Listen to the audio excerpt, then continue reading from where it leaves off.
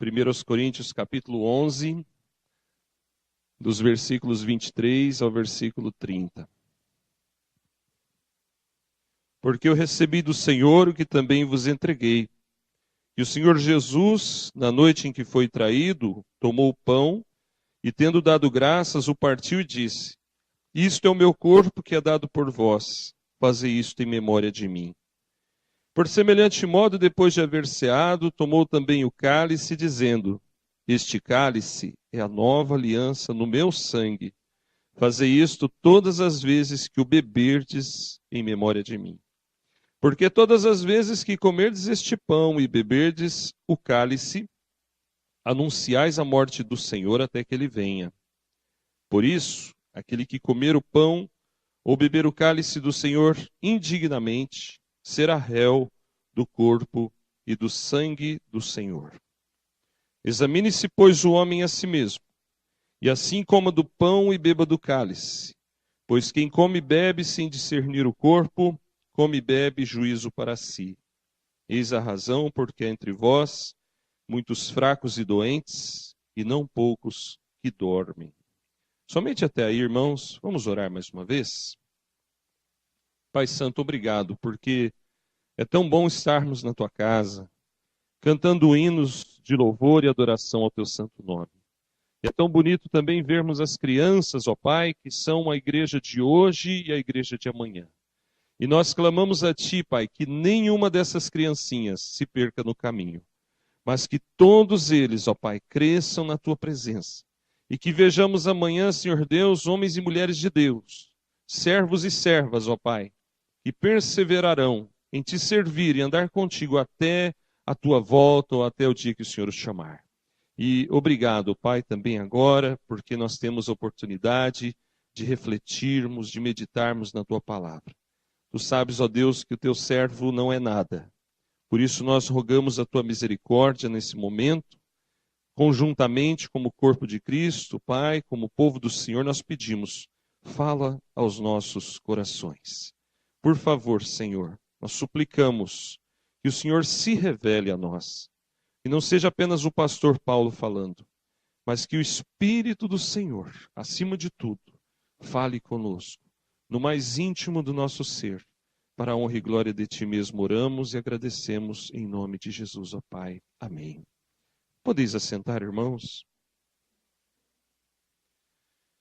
Amados, hoje, como é um culto especial, o culto de Santa Ceia, eu tenho sentido no meu coração o desejo de pregar sobre esse texto de Coríntios já faz algum tempo. E então, o Senhor falou no meu coração, é hoje. Hoje é o dia, fala o texto, né? Fala a mensagem. E nesse texto, amados, nós encontramos uma exortação bíblica do apóstolo Paulo, única, exclusiva, acerca da Santa Ceia. Nós não encontramos em nenhum outro livro da Bíblia essas mesmas palavras que Paulo fala. É interessante que em algumas áreas da palavra, nós encontramos o mesmo ensino repetido em outras palavras, em um outro formato, em diversas cartas.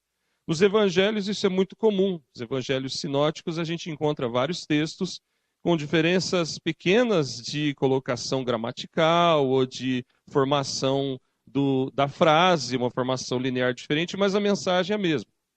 Mas nesse texto, amados, há uma orientação, algumas orientações tão profundas e diretas, e me chama a atenção que aparece apenas aqui no texto de 1 Coríntios 11. Mas antes de mais nada, irmãos, eu gostaria de relembrar com os irmãos o que são os sacramentos. Sacramentos, amados, segundo o nosso manual, são ritos sagrados. O batismo e a Santa Ceia, que foram instituídos pelo Senhor Jesus, e que por seu significado e conteúdo são canais de graça indispensáveis para se obter a vida. Em outras palavras, quem não crer e não for batizado não vai para o céu. Em outras palavras, quem não come do meu corpo e não bebe do meu sangue, disse Jesus, não tem parte comigo. Isso é doutrina básica, fundamental. Outra coisa importante sobre os sacramentos é que eles só podem ser administrados pelos pastores, que são ministros do Evangelho, consagrados pela igreja, e Nesse contexto, então, nós seguimos essa doutrina fielmente, né? Só o pastor ministra a Santa Ceia. Uma outra frase que você deve gravar no seu coração sobre os sacramentos: são sinais visíveis de graças invisíveis. Quando uma pessoa é batizada, por exemplo, ou vai lá e faz a sua pública profissão de fé, também faz parte, nós não vemos a obra que Deus fez naquele coração, correto? Não dá para olhar e ver a alma da pessoa sendo lavada pelo sangue de Jesus, sendo transformada pelo Espírito Santo. Então é uma graça invisível. Mas o ato da pessoa dizer: eu quero ser batizado, pastor. Pastor Paulo, quando é que vai ter classe de catecúmenos aí, classe de batismo? Eu quero ser batizado, eu quero fazer profissão de fé. Isso é um sinal visível. Deus está fazendo uma obra lá no coração. E o mesmo ocorre, amados, através da Santa Ceia. Porque quando nós comparecemos no culto e tomamos a Santa Ceia corretamente, então nós estamos declarando com nossa vida que alguma coisa acontece lá no nosso interior nesse momento. E a mensagem dessa noite, amados, chama-se participando corretamente da ceia do Senhor. O apóstolo Paulo estava encontrando uma situação meio complicada lá em Corinto. A igreja de Corinto era uma igreja doente. A igreja de Corinto era uma igreja problemática. Se você ler a carta de Paulo aos Coríntios, você vai notar que é uma das cartas mais duras nas palavras, nas repreensões e nas exortações. Por isso que quando chega aqui no capítulo 11, ele vai tratar da Santa Ceia, ele fala de uma forma muito intensa, de uma forma muito pesada, especialmente lá nos versículos 27 a 30. Nesse texto, então, amados, nós vamos encontrar várias lições que precisamos aprender e praticar se nós desejamos tomar a Santa Ceia, participar desse cerimonial sagrado de um modo correto, de um modo que agrada a Deus. A pergunta que eu faria então para você nessa noite, para você refletir a partir daí é: o que é necessário fazer para tomar a Santa Ceia corretamente? Não basta, como às vezes alguma criança fala, né? Pastor, posso comer um pedacinho de pão? Eu nunca digo não. Nunca digo não, porque quando era criança, muitas vezes dava aquela vontade de tomar o suquinho de uva, né? E o pastor, gentilmente, pode experimentar, filho. Era tão gostoso, né? O pai e a mãe podiam comprar uma garrafa de suco de uva em casa e um pão maravilhoso, mas aquele da igreja era mais gostoso. Então não basta como as criancinhas que comem o pão ou bebem aquele cálicezinho no final do culto só para experimentar. Isso não serve para você que já é crescido, que já é adulto. Como tomar a Santa Ceia corretamente? Inicialmente, irmãos, eu queria destacar o versículo 25, onde está escrito: por semelhante modo, depois de haver ceado, tomou também o cálice, dizendo: este é o cálice da nova aliança no meu sangue. A nova aliança. Palavras do Senhor Jesus. Primeira coisa, irmão, para você tomar a Santa Ceia corretamente, é fazer parte da nova aliança. O que é fazer parte da nova aliança? O que é nova aliança? Se é uma nova, é porque tinha uma velha. Como que é isso? Irmãos, fazer parte da nova aliança, deixa eu te explicar, significa ser lavado pelo sangue de Jesus. Fazer parte da nova aliança significa ser salvo, ser comprado por Deus, remido dos seus pecados, justificado no precioso sangue de Jesus. E dessa nova aliança, então, amados, participam todos aqueles que Deus escolheu para fazerem parte dessa aliança com Ele. A palavra de Deus é bem clara quando Jesus diz: não fostes vós que me escolhestes, eu vos escolhi a vós outros.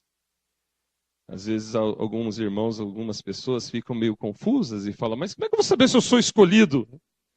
Eu parto do seguinte princípio, querido: se você está aqui já é um grande sinal, tá? Se você ainda não é convertido, mas você está aqui dentro da igreja, É um grande sinal, porque não acontece nada fora da vontade de Deus. E se você veio aqui hoje é porque Deus te trouxe aqui. Amém, irmãos?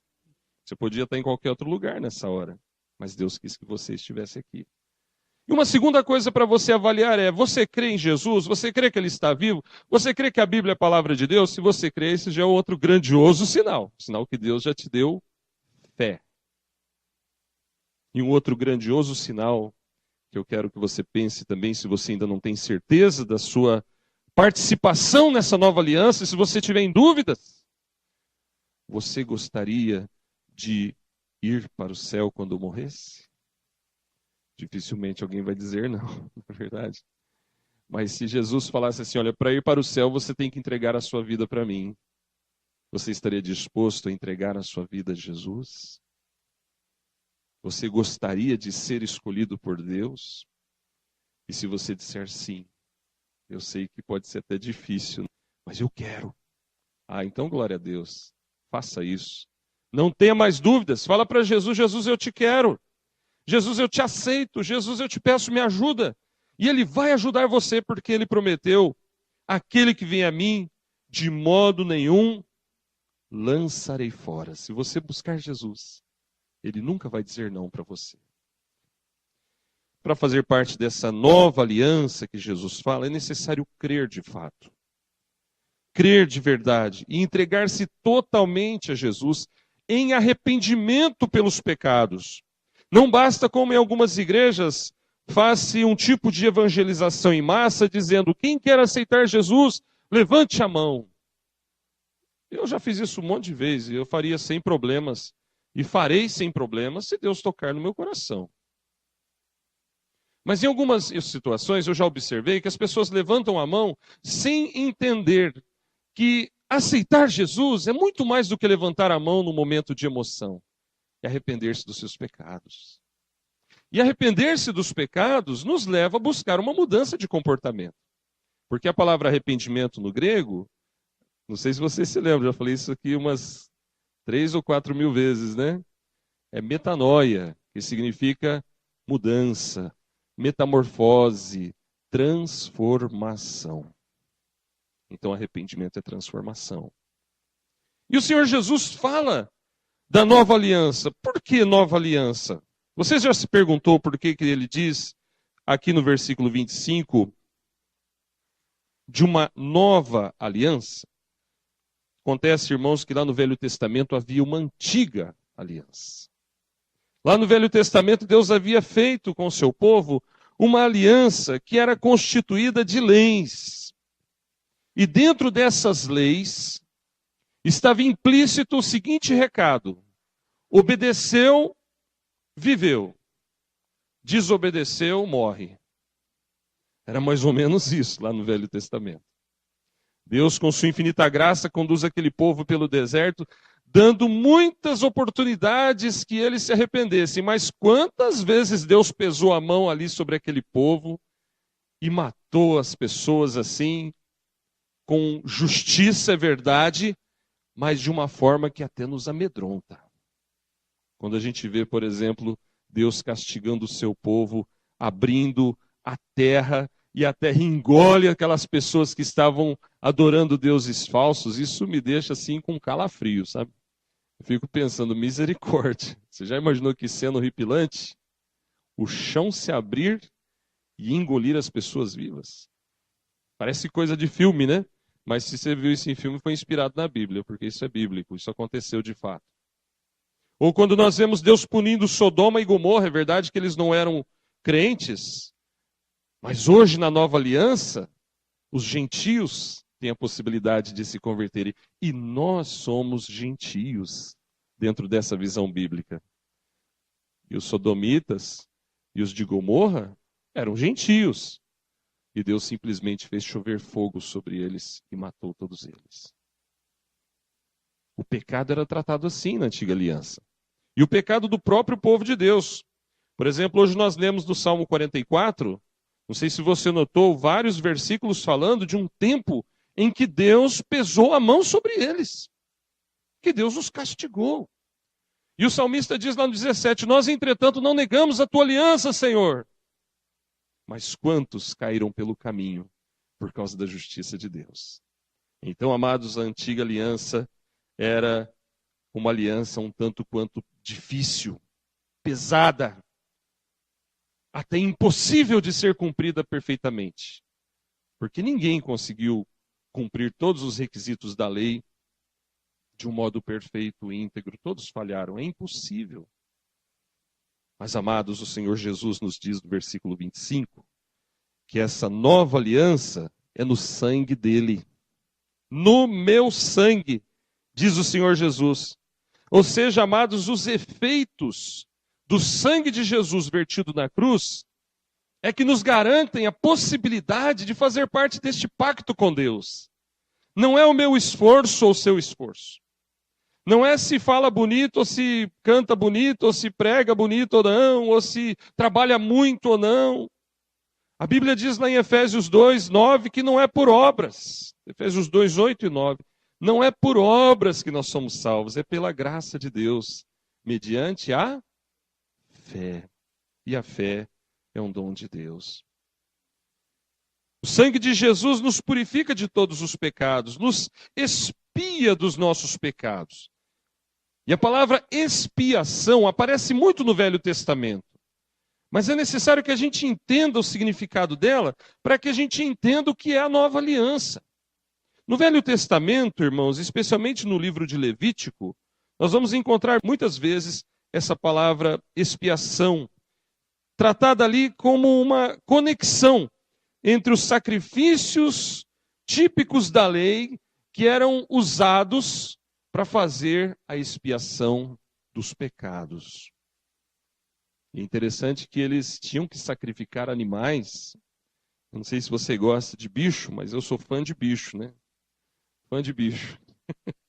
E ontem o William chegou aí com um bicho todo peludo, né? Um bichinho, né? Como é que chama mesmo? Ah, pensei que era piquitita. Amora. O William chegou aí com a Amora e todo mundo, ai, que gracinha. Ah, Amorinha, Amorinha. A gente ama os bichinhos, né? Eles são dádivas do Senhor. Quem pode ter um bichinho, né? O Walter que eu diga, né, Walter? Walter tem quase um canil lá, né? Eu tinha lá uma cachorrinha, nós tínhamos uma cachorrinha, né? A Jéssica vai achar que era dela, né? Mas era nossa aquela cachorrinha, né? Mas come, hein? Meu Deus do céu. Você põe lá ração, o bicho não para de comer, meu. Aí come tudo, né? Aí leva para passear, tira os carrapatinhos. Na verdade, amados, Deus deu os animais para nos alegrar. Minha mãe tem 2 papagaios lá. Um deixa catapiou e o outro bica, gente. Vai catapiou, ele dá cada bicada assim que... Mas ela trata com carinho aqueles bichinhos que parece que faz parte da família. Acontece, irmãos, que na antiga aliança, por mais que você amasse aquele cordeirinho tão bonitinho que você tinha no seu rebanho, lindo, branquinho, uma gracinha, parecia uma criança andando, que comia no colo, comia na mão, você talvez tivesse que matar aquele bichinho em sacrifício ao Senhor. Isso com certeza não era nada agradável, porque o sangue daqueles animais era uma representação, era um aval do sangue precioso de Jesus. E hoje, amados, nós não precisamos mais praticar esse ritual de sacrifícios para expiação de pecados, porque Jesus já derramou seu sangue precioso na cruz, amados. Interessante a gente pensar nisso, porque quando a gente recebe a graça de Deus, é tudo de bom para nós. Mas lá no Velho Testamento, para receber o perdão de Deus, eles tinham também que pagar um preço. E esse preço, amados, era muitas vezes um preço de sofrimento. Não somente por causa de um bichinho e etc., mas por todo um contexto em que se vivia e que se praticava pela fé esse cerimonial para receber o perdão dos pecados. E a palavra expiação tem o significado básico de cobrir. Quando o Senhor expiou nossos pecados, é no passado que se fala, lá na cruz, ele fez isso de uma vez por todas, ele cobriu os nossos pecados com o seu sangue. Essa palavra aparece, por exemplo, lá na construção da Arca de Noé. A mesma palavra, expiação, que aparece em Levítico para falar do sacrifício, dos animais e do perdão de Deus, naquele contexto, e que é trazida para o nosso contexto no livro de Hebreus. fazendo um comparativo entre o Velho Testamento e o Novo. Mas essa mesma palavra aparece quando fala da Arca de Noé. Porque como o piche com o qual a arca foi coberta, cobriu Noé e a sua família e os livrou da ira de Deus. A arca os cobriu, a arca os guardou. Mas para que a água não entrasse na arca, tinha que cobrir as rachaduras, as brechas e as frestas. E a mesma palavra que aparece no contexto de Levítico, de expiação, cobrir. É interessante a gente pensar, né? Que a arca, com todos os defeitos que tinha, era o único meio de salvação. Foi o único meio de se livrar do dilúvio naquele contexto. E às vezes nós reclamamos da igreja, reclamamos disso, daquilo outro, mas, irmãos, o único meio de ir para o céu é estar dentro da igreja. É estar dentro do pacto. É tomar a Santa Ceia. É fazer parte da aliança. Porque tem gente que às vezes esquece a necessidade que tem de permanecer junto, unidos, debaixo da mesma graça. Mas, meus amados, um outro texto em que aparece o verbo, que é a mesma raiz da palavra expiar, referente ao nosso perdão, foi quando o sangue do Cordeiro Pascal era aspergido sobre o propiciatório. E naquele contexto, aquele sangue aspergido servia de expiação. Da mesma maneira, o sangue de Jesus nos expia de nossos pecados. Um outro texto ainda, quando o povo de Israel foi sair do Egito, você deve se lembrar que Deus mandou que eles passassem o sangue daquele cordeiro nos umbrais das portas. O anjo de Deus passou de lado e poupou os israelitas, porque veio um julgamento sobre o Egito, mas o povo de Deus estava coberto pelo sangue. Nós temos, amados, que buscar estar sempre debaixo desse sangue, fazer parte dessa aliança, permanecer debaixo do sangue de Jesus, que nos purifica de todos os nossos pecados, que nos guarda, que nos livra do mal. Muitas vezes, amados, a gente está passando por certas situações e não me vem outra palavra à mente, ao coração, senão: Senhor, me cobre com o teu sangue. Porque eu sei que o diabo não tem medo de mim, irmão, e nem de você. O diabo não respeita a gente, o diabo não teme a gente, mas se tem algo que segura Satanás e que ele não tem poder para usurpar ou agir, é sobre quem está debaixo do sangue de Jesus. Busque viver debaixo desse sangue. Mas, meus amados, existe algo mais para a gente pensar a respeito de como tomar a Santa Ceia corretamente, além de fazer parte da nova aliança, é tomá-la em submissão ao Senhor. Qual é o seu senso interior, o que motiva você ao comer esse pão e beber esse cálice? Observe, irmãos, nos versículos 24 e 25, e tendo dado graças, o partiu e disse: isso é o meu corpo que é dado por vós, faz isso em memória de mim. Por semelhante modo, depois de haver ceado, tomou também o cálice, dizendo: este cálice é a nova aliança no meu sangue. Fazei isso todas as vezes que o beberdes, vamos falar juntos? Em memória de mim. 2 vezes ele repete: em memória de mim. Eu sempre falo, por que há repetições na Bíblia? Porque Deus quer incutir na nossa mente. Nós tomamos a Santa Ceia em memória de Jesus. E o que isso significa, então? Significa, amados, que nós temos que lembrar sempre, através da Santa Ceia, no momento em que nós participamos da Santa Ceia, que a nossa salvação provém do sacrifício dele. Temos que lembrar isso constantemente, amados, que a nossa salvação existe e é real, não por causa de nós mesmos, mas por causa dele. Agora, por causa dele, eu preciso também me submeter a ele e fazer a sua vontade.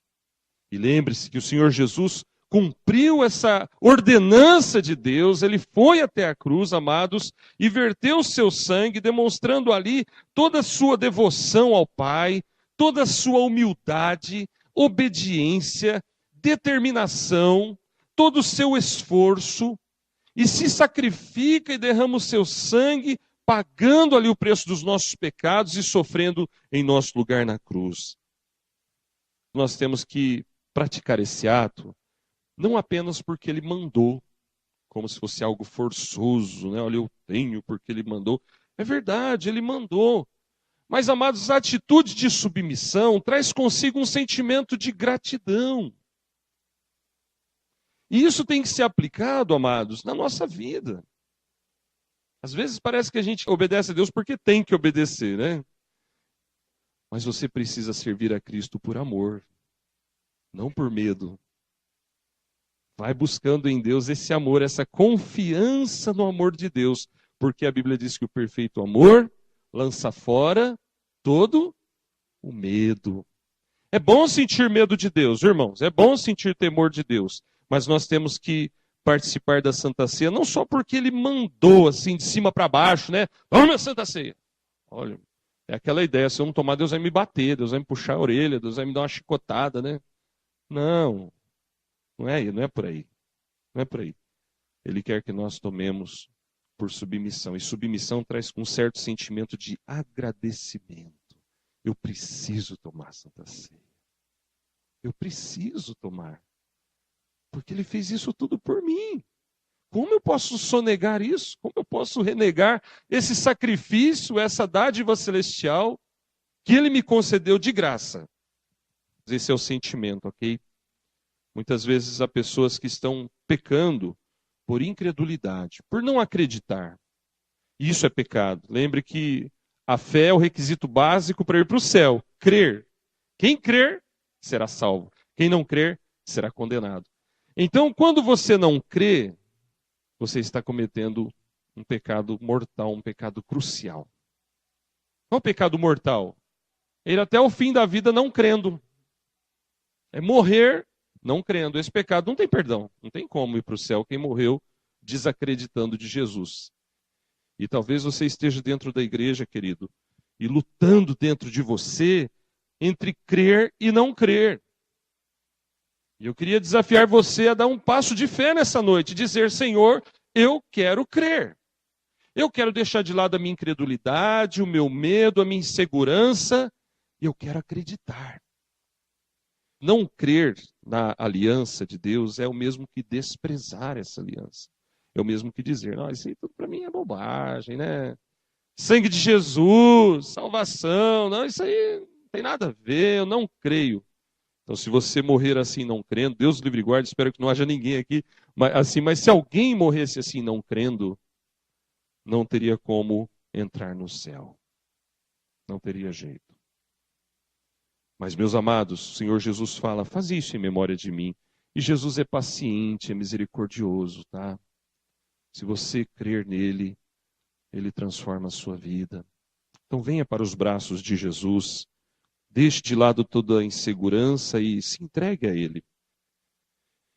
Mas o Senhor Jesus, amados, ainda nos fala uma série de outras coisas que nos leva dentro desse princípio de submissão ao Senhor a refletir um pouco mais. Veja, o versículo 26 nos diz que algumas instruções de Jesus. Veja o 26.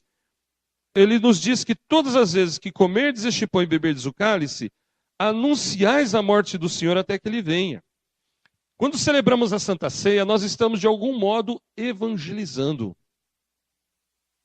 Não com palavras, mas através de um ato sagrado, através desse cerimonial, desse rito sagrado, nós estamos pregando a nossa doutrina. Estamos anunciando a morte de Jesus. E estamos dizendo que nós cremos que ele vai voltar. Essa é a grande pregação e a grande mensagem que está por detrás da Santa Ceia. Ele pagou o preço da nossa salvação, ele sofreu em nosso lugar, isso é a morte de Jesus, e até que ele venha, ou seja, ele está vivo, ele ressuscitou, e ele vai retornar para buscar o seu povo. Mas, meus amados, não basta a gente tomar a Santa Ceia e depois nós vivermos como se ele não tivesse feito obra nenhuma. Nós temos que viver aquilo que estamos anunciando na nossa igreja, no culto e na própria Santa Ceia. Uma outra coisa que Jesus nos instrui ainda, queridos, é no versículo 27. O versículo 27 nos diz daqueles que tomam a Santa Ceia indignamente. E aqui o recado de Deus é: tome a Santa Ceia dignamente. Esse é o recado de Deus. E diz o 27, aquele que comer o pão, beber o cálice do Senhor indignamente, será réu do corpo e do sangue do Senhor. O sentido desse versículo, irmãos, não é a perfeição, tá bom? Ninguém pense, então eu não posso tomar Santa Ceia, porque eu sou indigno, sou pecador, então ninguém poderia tomá-la. Volte ao princípio básico de que nós só temos condições de estar nessa aliança pela graça de Deus. Qual é o sentido, então, da palavra indigno no contexto da carta aos Coríntios, amados? Havia irmãos na igreja de Corinto que estavam tomando a Santa Ceia, vivendo uma vida de pecado. Pecados, assim, dos mais grosseiros, pecados dos mais terríveis, e que estavam sufocando aquela igreja. É necessário, então, irmãos, que a gente, no momento da Santa Ceia, reflita, de fato, em como nós estamos vivendo diante do Senhor, para que não incorramos no risco de tomar a Santa Ceia indignamente. Eu fui pastor de uma igreja que havia alguns irmãos que faltavam no culto da Santa Ceia. Era impressionante. Chegava o culto da Santa Ceia, você não via as mesmas carinhas. Então, isso que me alertou foram os presbíteros, que eles que servem, eles que vêm. Pastor, olha, irmão fulano não está vindo no culto da Santa Ceia. Outros comparecem, mas no momento da Santa Ceia se retiram. Outros, no momento em que o presbítero passa, abaixa a cabeça, fica orando. E nós temos que respeitar a individualidade de cada um. Porque é a pessoa que sabe como está a sua vida diante de Deus.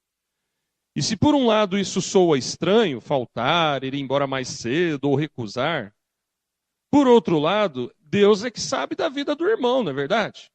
Se ele não quer tomar a Santa Ceia, é porque ele tem que consertar alguma coisa com Deus, e Deus o está incomodando. Mas, amado, se você for uma dessas pessoas, e eu não fico olhando, sabe, eu abaixo a cabeça e oro, às vezes a gente sem querer observa isso, quem está do seu lado, se você não tomar a Santa Ceia, vai notar. E a gente se pergunta, será que aconteceu alguma coisa? Será que é algo tão grave que não deu tempo de consertar ainda? O que seria tão grave que não deu tempo de consertar ainda? Mas isso, se por um lado sou estranho, por outro lado demonstra o temor que a pessoa tem. O temor que ele está tendo de considerar a palavra do Senhor para não ser réu do corpo e do sangue do Senhor.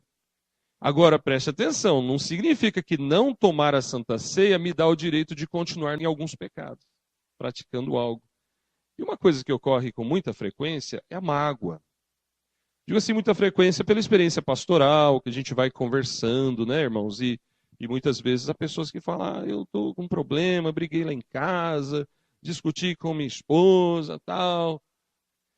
Se isso acontecesse um dia com você, espero em nome de Jesus que ninguém esteja passando algo semelhante. Mas pode acontecer. Se acontecer, você não precisa deixar de tomar a Santa Ceia. E não deve. Basta você orar, se consertar com Deus e dizer para Deus, Senhor Deus, Senhor Jesus, saindo daqui eu vou pedir perdão. Eu vou me consertar, eu vou buscar restaurar essa situação. Tá? Você não precisa deixar de tomar e esperar o próximo domingo.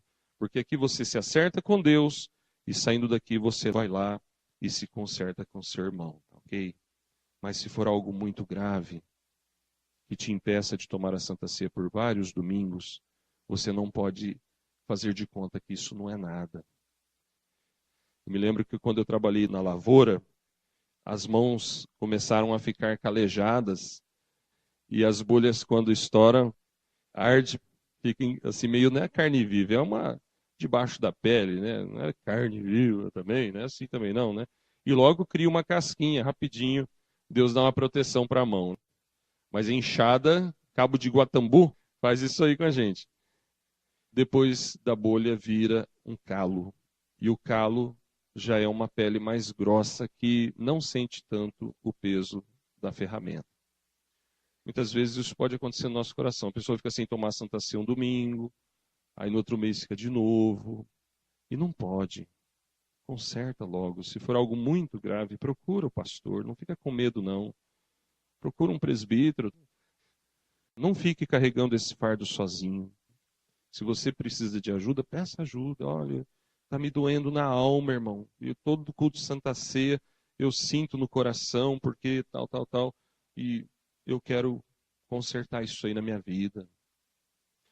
Melhor você fazer isso do que deixar de tomar Santa Ceia, certo? E eu queria que a gente terminasse, irmãos, pensando então, se Deus nos lavou de todo o pecado e nos purificou com o seu sangue, será que tem alguma coisa que impediria você de tomar a Santa Ceia? Nos versículos 28 e 29, a Bíblia ainda diz para nós nos examinarmos. Veja, irmão, Deus nos ajuda e nos capacita, mas somos nós que temos que nos examinar. Com integridade, com honestidade. Deus vai falar, examine-se. Deus vai falar, e você vai poder se consertar com Deus. Amém, irmãos? E aí no 29 ainda fala que quem come e bebe sem discernir o corpo, come e bebe juízo para si. O que é discernir o corpo? É entender que a igreja não é uma organização apenas. Ela é e tem que ser organizada. Tem endereço, tem CNPJ, tem todas essas coisas de uma organização. Mas a igreja é um organismo vivo. É um corpo. E você precisa discernir esse corpo. E se você quer tomar a Santa Ceia, mas ainda não é professo, ainda não é batizado, procura a gente depois. Pastor, o que eu tenho que fazer? Você tem que discernir o corpo, você tem que fazer parte do corpo de Cristo. Isso só é possível através do batismo e da profissão de fé. Que Deus nos ajude, amados, para que não venhamos a ficar como o versículo 30. Lá na igreja de Corinto, havia muitos fracos e doentes na fé. Isso é na fé, viu? Não é doença física, não. E muitos que dormiam. Dormir espiritualmente, um sono da morte. Porque quando as pessoas brincam com essas coisas, irmãos, vem um endurecimento espiritual. Mas quando a gente leva isso muito a sério, com muito temor e graça e humildade, Deus abençoa. E a razão disso é esse culto. A prova disso é esse culto. Depois de alguns meses de férias, tem um monte de gente na galeria, igreja aqui presente, coral, criançada. Hoje de manhã tivemos uma reunião de oração abençoada. Quem veio pôde compartilhar disso. Escola dominical, a igreja estava em uma bênção. Então, amados, a igreja do Senhor Jesus caminha desse modo. Mas vamos vigiar. Não permita que nada te enfraqueça, que nada venha a tirar você desse foco. Amém? E se você ainda não é membro da igreja e gostaria de ser, me procure no final, um dos presbíteros, ok? Mas nesse instante vamos orar. Feche os seus olhos, tá? Peça para Jesus abençoar este momento, que é um momento tão sagrado, momento da Santa Ceia. Pai querido, tu nos dizes em tua palavra, através do teu servo apóstolo Paulo, para nós nos examinarmos, para nós buscarmos ver dentro da gente se tem alguma coisa para ser consertada. E nesse momento, Pai, nós suplicamos a Ti, nos ajuda a fazer esse exame interior. E se porventura encontrarmos alguma coisa que tem que ser mudada, alguma coisa que precisamos melhorar para Te engrandecer e para não tomarmos a Santa Ceia indevidamente, ajuda-nos, ó Pai, a ver isso, a saber e tomar as medidas necessárias. E não permita, Senhor, que nos endureçamos como a igreja de Corinto, que nenhum de nós individualmente coma e beba juízo para si. Não, Pai, não permita. E nem coletivamente, não permita que haja fracos e doentes e que o sono da morte não nos encontre, Pai. Mas, ó Pai, que o Senhor nos ajude, Pai, a viver na Tua presença com vida, com saúde e bem acordados, ó Pai, bem alertas, bem atentos para a obra que o Senhor quer fazer na nossa vida e na nossa igreja, Pai. Senhor, ajuda-nos a permanecer dentro deste pacto. Saindo da igreja, terminando o culto, começa tudo de novo. Começa a vida diária da gente. E não é incomum, Pai, a gente esquecer de tudo que foi falado aqui, de tudo que nós praticamos.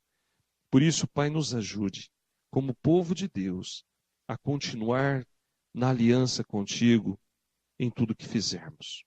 Sabemos que o Senhor nos cobre com teu sangue, e onde quer que a gente vá, o Senhor nos protege, nos abençoa.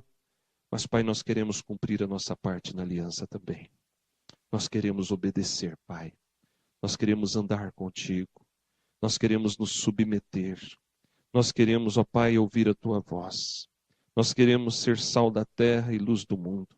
Nós queremos ter um rio transbordante de água cristalinas fluindo do nosso coração e jorrando vida eterna na vida das pessoas. Nós queremos ter palavra de bênção e não de maldição. Nós queremos, ó Pai, trazer ânimo e não enfraquecimento. Queremos ser fonte de alegria e não de tristeza. Queremos, ó Pai, ser abençoados por Ti, ser abençoadores também. Por isso, Pai amado, flui em nós, Pai querido, e que nesse momento de Santa Ceia, Pai amado, Teu nome seja exaltado em cada um de nós. Em nome de Jesus oramos e agradecemos. Amém, ó Pai.